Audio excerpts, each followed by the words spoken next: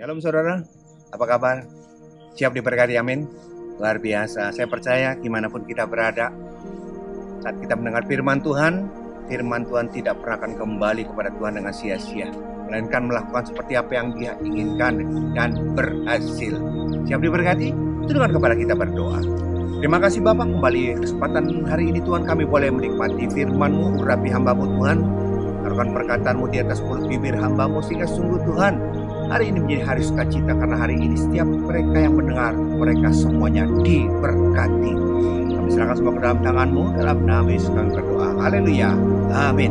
Saudara, buka bersama dengan saya Yehezkiel 8 ayat 1 sampai dengan 6. Yehezkiel 8 1 sampai dengan 6. Demikian firman Tuhan. Pada tahun ke-6 dalam bulan yang ke-6, pada tanggal 5 bulan itu, waktu aku duduk di rumahku berhadap-hadapan dengan para tua-tua Yehuda, kekuasaan Tuhan Allah meliputi aku di sana. Dan aku menerima penglihatan, sungguh ada kelihatan yang menyerupai seorang laki-laki. Dari yang menyerupai pinggangnya sampai ke bawah kelihatan seperti api, dan dari pinggangnya ke atas kelihatan seperti cahaya, seperti suara mengkilat. Dia mengulurkan sesuatu yang berbentuk tangan, dan di pinggangnya timbul kepalaku. Dipegangnya jambul kepalaku, maaf saudara. Lalu roh itu mengangkat aku ke antara langit dan bumi, dan membawa aku dalam penglihatan-penglihatan ilahi ke Yerusalem, dekat pintu gerbang pelataran dalam yang menghadap ke utara, di mana terdapat berhala cemburuan yang menimbulkan cemburu itu. Lihat, di sana tampak kemuliaan Allah Israel seperti penglihatan yang kulihat di lembah itu. Firman-Nya kepadaku, hai anak manusia, lihatlah ke utara. Aku melihat ke utara, sungguh di sebelah utara gerbang mezbah dekat jalan masuk terdapat berhala cemburuan tadi. Firman-Nya kepadaku, hai anak manusia, kau lihat apa yang mereka perbuat, yaitu perbuatan-perbuatan kekejian yang besar, yang besar-besar yang dilakukan oleh kaum Israel di sini, sehingga aku harus menjauhkan diri dari tempat kudusku. Engkau masih akan melihat perbuatan-perbuatan kekejian yang lebih besar lagi. Saudara, perhatikan saudara, ayat ke-6, perhatikan ayat ke-6. Firman-Nya kepadaku, hai anak manusia, kau lihatkah apa yang mereka perbuat, yaitu perbuatan-perbuatan kekejian yang besar-besar yang dilakukan oleh kaum Israel di sini, sehingga aku menjauhkan diri dari tempat kudusku. Orang ini yang terjadi, Tuhan menjauhkan diri dari tempat kekudusannya. Apa yang terjadi? Tuhan cemburu di sini. Judul khotbah saya pada saat kesempatan ini adalah Tuhan cemburu. Apa saudara? Tuhan cemburu. Kok bisa Tuhan cemburu? Kok bisa Tuhan cemburu? Tuhan adalah pribadi. Dia punya perasaan, dia punya kehendak, dia punya keinginan. Dia cemburu. Kecemburuan daripada Tuhan membuat dia menjauhkan diri dari tempat-tempat kekudusannya. Saudara, ini yang terjadi saudara. Seringkali kita berdoa, kepada Tuhan, memuji, menyembah, berdoa, minta hikmat daripada Tuhan.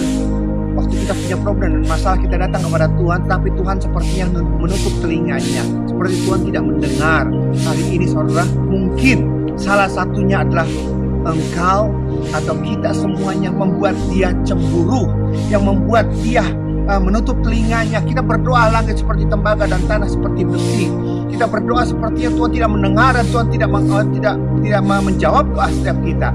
Saudara, ini yang terjadi. Mungkin Tuhan cemburu.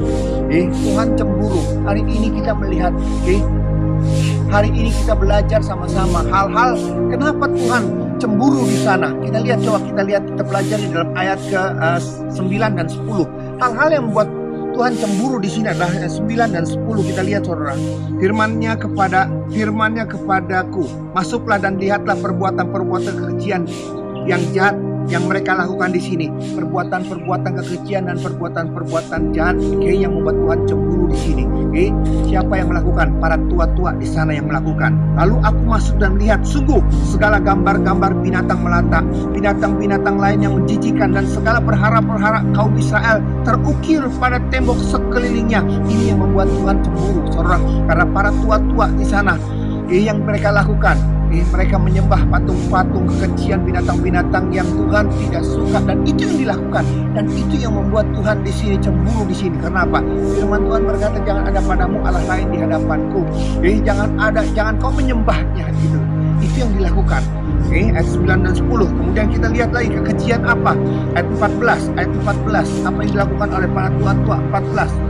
Lalu dibawanya aku dekat pintu gerbang rumah Tuhan yang di sebelah utara. Sungguh di sana ada perempuan-perempuan yang menangisi dewa Tamus. Lihat, ada dewa-dewa lain di sana. Ada dewa-dewa lain yang ditangisi. Ada dewa-dewa lain di mana Tuhan. Itu yang membuat Tuhan cemburu di sana. Ada apa lagi saudara di sini? Kita lihat. Di dalam ayat 16, kita lihat ayat 16. Kemudian dibawanya aku ke segala pelataran dari rumah Tuhan. Sungguh dekat jalan masuk ke bait Tuhan, di antara bait suci dan mesbah ada kira-kira 25 orang laki-laki yang membelakangi bait Tuhan dan menghadap ke utara, menghadap ke sebelah timur sampai sujud pada matahari di sebelah timur. Saudara lihat ini yang terjadi. Mereka sujud kepada dewa matahari. Ini yang membuat mereka cemburu, dan apa yang Tuhan lakukan di sini. Makanya ayat 18, saudara, ayat 18 ini yang terjadi akibatnya. Oleh karena itu aku akan membalas di dalam kemurkaanku. Aku tidak akan merasa sayang dan tidak akan kenal belas kasihan. Dan kalaupun mereka berseru-seru kepadaku dengan suara yang nyaring, aku tidak akan mendengar mereka. Oh, ini yang terjadi saudara. Bukan tangan Tuhan kurang panjang, pendengaran kurang tajam. Karena apa? Karena Tuhan cemburu. Tuhan jelas-jelas berkata, jangan ada patung, jangan ada patung atau menyerupai apapun. Jangan kau menyembah dia. Dan ini dilakukan oleh para tua-tua. Dan itu yang membuat Tuhan cemburu. Dan itu yang membuat Tuhan menutup telinganya. Saudara, siapapun kita di tempat ini, ingat, hari ini mungkin kita tidak menyembah kepada hal-hal seperti itu, tetapi ada hal yang kita lakukan yang membuat Tuhan cemburu di sini, dan itu yang membuat kita tidak bisa mendengar dan Tuhan tidak menjawab doa saudara dan saya. Contohnya, ada contohnya yang luar biasa saudara. Apapun alasan kita, ingat, apapun alasan kita, ingat satu hal, Tuhan bukan mau didahulukan loh. Tuhan bukan mau didahulukan. Tuhan tidak mau dinomorsatukan. Tetapi Tuhan mau satu-satunya. Dia satu-satunya, bukan salah satunya, bukan didahulukan, tetapi dialah satu-satunya. Itu yang harus ada. Kalau kita membuat Tuhan salah satunya, Tuhan tidak pernah akan mau. Tetapi kalau Tuhan satu-satunya, cuma ada satu, maju atau mati. Tidak ada alternatif lain. Kita lihat contohnya yang luar biasa. 1 Samuel 28 ayat 5 sampai dengan 7. Contoh yang luar biasa Saul, saudara. Dan ini seringkali ada menyertai setiap kita. Ketika Saul melihat tentara Filistin itu, maka takutlah ia dan hatinya sangat gentar. Ketakutan menyertai Saul. Dan Saul bertanya kepada Tuhan. Tapi Tuhan tidak menjawab dia. Lihat, baik dengan mimpi, baik dengan Urim, baik dengan perantara para nabi. Lalu berkatalah Saul kepada para pegawainya, carilah bagiku seorang perempuan yang sanggup memanggil arwah, maka aku hendak pergi kepadanya dan meminta petunjuk kepadanya. Para pegawainya menjawab dia, di Endor ada seorang perempuan yang sanggup memanggil arwah. Saudara, ini yang terjadi saudara. Dan ini yang seringkali terjadi, dan ini menjadi alasan Saul berdoa kepada Tuhan, Tuhan tidak jawab, Tuhan tidak mendengar. Melalui Urim, melalui mimpi, Tuhan tidak menjawab. Dan dia dalam keadaan kepepet. Apa yang terjadi? Dia pergi mencari orang pelihat. Dia minta tanya di sana. Seringkali kita bertanya, kenapa kamu pergi ke sana? Bukankah kamu juga melarang mereka untuk pergi ke sana? Kenapa kamu pergi ke sana? Dia berkata, habis Tuhan tidak menjawab. Aku berdoa, Tuhan diam. Tuhan tidak menjawab melalui mimpi. Tuhan tidak menjawab oleh pendeta, oleh hamba Tuhan. Ya terpaksalah aku pergi kepada mereka yang bisa menolong aku. Ini yang terjadi. Saudara, maaf. Jangan menilai buku. Ingat, jangan menilai buku dari kulitnya, dari covernya, saudara. Kita melihat secara sepintas yang seperti ini, kita berkata, iya ya, siapa suruh Tuhan tidak jawab. Kita kan perlu tahu, kita kan takut. Tapi ini yang terjadi, saudara. Ada kronologinya.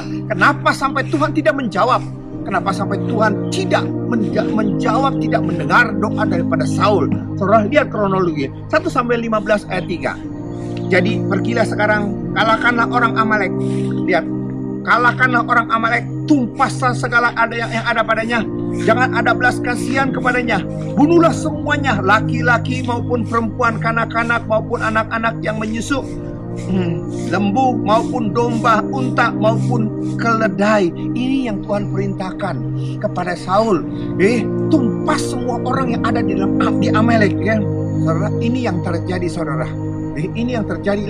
Berkatalah Samuel kepada Saul, aku telah diutus oleh Tuhan untuk mengurapi engkau menjadi raja atas Israel, umatku. Oleh sebab itu dengarkanlah bunyi firman-Nya. Beginilah firman Tuhan semesta alam, aku akan membalas apa yang dilakukan oleh orang Amalek kepada Israel, karena orang Amalek menghalang-halangi mereka ketika orang Israel pergi dari Mesir. Jadi pergilah sekarang, kalahkanlah orang Amalek. Kalahkanlah orang Amalek. Ini dari Tuhan loh.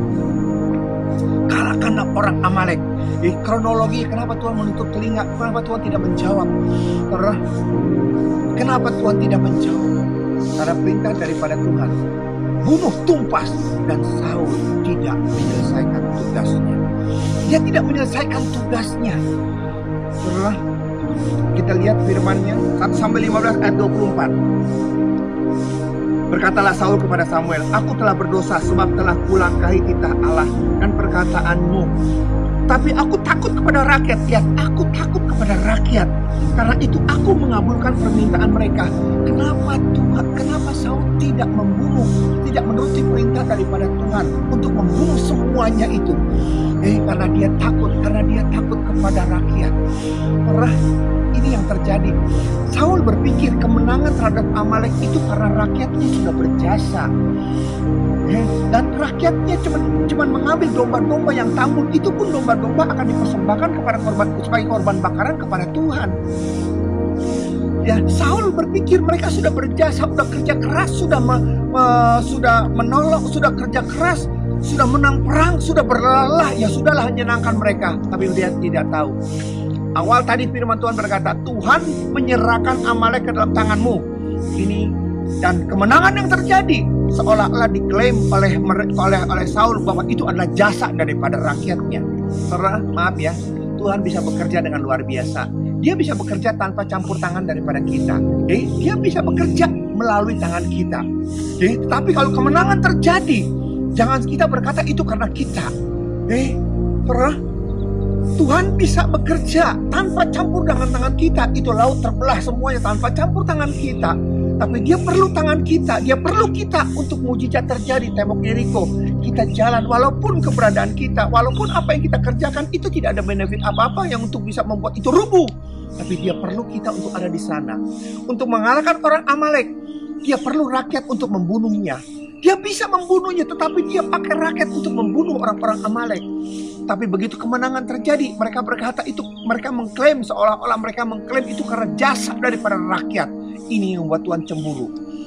Ayat 26. Tetapi jawab Samuel kepada Saul. Lihat, Samuel, aku tidak akan kembali bersama-sama dengan engkau, sebab engkau telah menolak firman Tuhan. Sebab itu Tuhan telah menolong engkau sebagai raja atas Israel. Halo? Ini yang terjadi. Kenapa Saul berdoa kepada Tuhan, Tuhan tidak jawab melalui mimpi, melalui Urim? Karena Tuhan sudah menolak Saul sebagai raja. Tuhan sudah undur daripada Saul. Itulah. Kenapa? Tuhan cemburu. Kemenangan terjadi.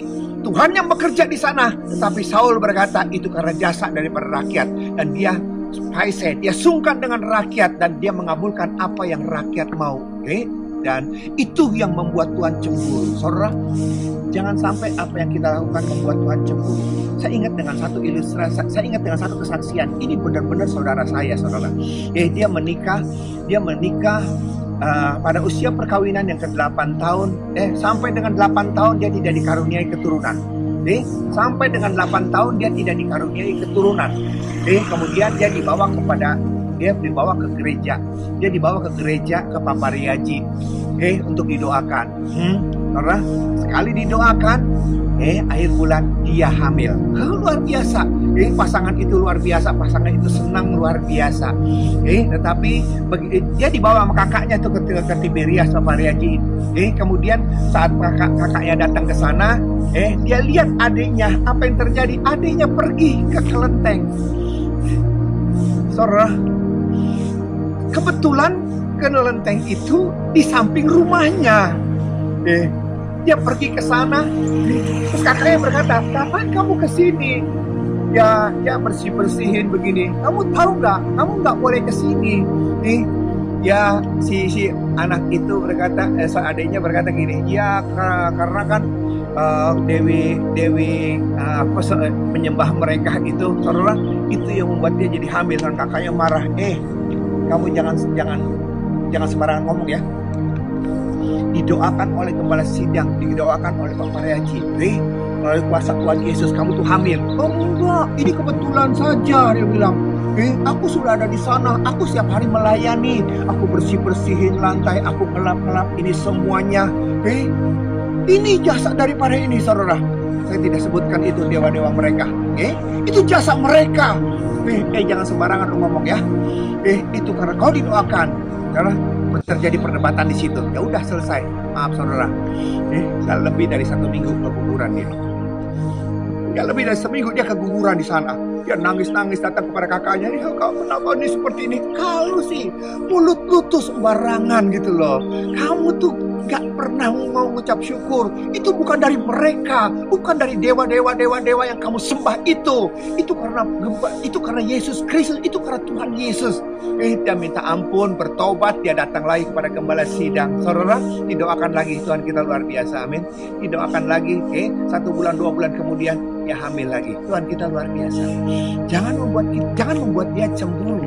Jangan membuat dia cemburu gitu loh. Tuhan kita luar biasa, dan itu yang terjadi. Saudara, ingat ya. Ingat, Tuhan kita luar biasa. Dia akan memberkati setiap kita. Di apapun yang dilakukan oleh Tuhan, ada syaratnya. Ada hak kita. Ada kewajiban kita. Jangan kita menuntut hak kita untuk diberkati, sukses dan berhasil semata-mata, tetapi kita lupa kewajiban kita seperti apa. Mazmur kita lihat. Mazmur 91. Mazmur 91 ayat 14 sampai dengan 16. 91 14 sampai dengan 16. Sungguh hatinya melekat kepadaku, maka aku akan meluputkannya. Aku akan membentenginya, sebab ia mengenal namaku. Lihat, meluputkannya, membentenginya, sebab ia mengenal aku. Bila ia berseru kepadaku, aku akan menjawab. Aku akan menyertai dia dalam kesesakan. Aku akan meluputkannya dalam memuliakannya. Dengan panjang umur akan kukenyangkan dia, dan akan kuperlihatkan kepadanya keselamatan daripadaku. Itu yang luar biasa, dan orang mau ini semuanya. Apa yang Tuhan yang mereka inginkan? Diluputkan, dibentengi. Kalau kita berseru, Tuhan menjawab. Tuhan akan menyertai kita dalam kesesakan kita, meluputkan kita dan memuliakannya. Memuliakannya. Umur panjang akan kukenyangkan dia, perlihatkan kepadanya keselamatan daripadaku. Karena semua orang mau seperti ini, tapi seperti itu sepertinya hak kita, itu sepertinya benefit, itu sepertinya yang Tuhan akan berikan kepada setiap kita. Tapi ingat satu hal, harus diawali dengan ayat yang pertama 14a. Lihat, sungguh hati melekat kepadaku, maka aku akan meluputkannya. Oh, ini yang terjadi saudara. Syaratnya cuma satu, hati kita melekat kepada Tuhan, maka semuanya ayat tadi akan menyertai kita. Kalau hati kita tidak melekat kepada Tuhan, tetapi kita ingin benefit-benefit yang lain disertai, dilindungi, dijagai, diberkati, saudara, maaf. Itulah yang saya katakan, ada hak kita. Sepertinya ada hak kita. Tapi kita perlu tahu, kita punya kewajiban untuk sebelum itu kita tergenapi, sebelum itu ada menyertai setiap kita, kita harus melekat kepada Tuhan. Saudara punya koyok, saudara tahu kan koyok?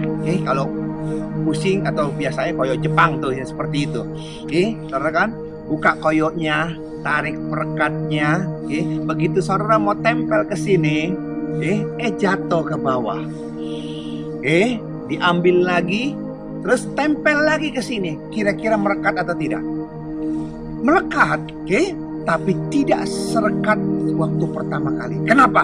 Sudah ada debu, ada kotoran di sana, sehingga tidak bisa melekat dengan sempurna. Itu yang Tuhan inginkan. Itu yang Tuhan inginkan, melekat kepada Dia tanpa ada debu dan kotoran. Kalau hati kita melekat kepada Tuhan, tidak ada satu ketakutan dan khawatir, dan kita percaya penuh saya terlalu percaya. Dia pasti akan menyertai. Dia cemburu karena apa? Karena kita tidak melekat utuh kepada dia. Ada hal-hal lain, ada berhala-berhala lain yang dimana yang membuat kita tidak bisa dekat dan melekat kepada dia secara sempurna. Oleh karena itu, siapapun kita di tempat ini, dimanapun saudara berada, ingat satu hal. Jangan sampai membuat dia cemburu. Seringkali tanpa kita sadari ada hal-hal yang dimana kita lakukan yang membuat dia cemburu. Karena apa? Karena hati kita tidak melekat utuh kepada dia. Kalau hati kita tidak melekat utuh kepada dia, saudara, kita tidak pernah akan bisa menuntut penyertaan Tuhan secara sempurna. Oleh karena itu, apapun yang kita lakukan hari ini, apapun keadaan, kita tetap mengandalkan Tuhan. Dan Tuhan bisa memakai segala sarana. Bukan tangan Tuhan kurang panjang, pendengaran kurang tajam, tetapi karena hati kita tidak melekat seutuhnya kepada Tuhan. Ada hal-hal lain, hobi kita, pekerjaan kita, masalah kita, problem kita. Itu yang membuat kita tidak bisa melihat bagaimana Tuhan bekerja dengan luar biasa. Oleh karena itu, siapapun hari ini kita di tempat ini, siapapun kita dimanapun saudara berada, saat kita melekat utuh kepada Tuhan, kita mengandalkan hanya Dia satu-satunya. Dia tolong atau mati, itu selesai. Dan kita akan melihat, Tuhan tidak pernah akan mengecewakan saudara dan saya. Orang yang berharap kepada Tuhan tidak pernah akan dikecewakan, tidak pernah akan dipermalukan. Karena saudara dan saya kita berharga di hadapan Tuhan. Amin. Tundukkan kepala kita berdoa.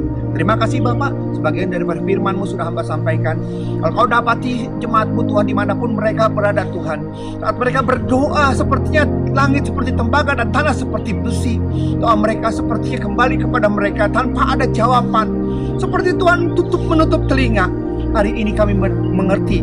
Hari ini kami diingatkan. Mungkin tanpa kami sadari, kami telah membuat Tuhan cemburu. Oleh karena itu Tuhan, singkapkan rahasia firman-Mu, tegur setiap kami Bapa, buka, bersihkan semua kenajisan sehingga sungguh doa mereka tidak ada halangan lagi. Mereka diberkati, yang lemah dikuatkan, yang terikat dilepaskan, yang sakit disembuhkan. Di dalam nama Yesus, kami juga berdoa Tuhan untuk negara kami yang tercinta Tuhan. Berkati presiden, wakil presiden, gubernur, dokter, suster, dan semua jajaran sampai yang terendah. Bungkus mereka dengan kuasa darah-Mu. Hikmat-Mu menuntun setiap keputusan demi keputusan, sehingga sungguh Tuhan, keputusan-keputusan PPKM ini Tuhan sungguh berjalan sempurna dan virus dapat dikendalikan karena Tuhan menyertai memberkati. Di dalam nama Yesus kami sudah berdoa. Haleluya. Amin. Demikian saudara firman Tuhan. Sampai jumpa dalam sesi akan datang. Tuhan Yesus memberkati. Shalom.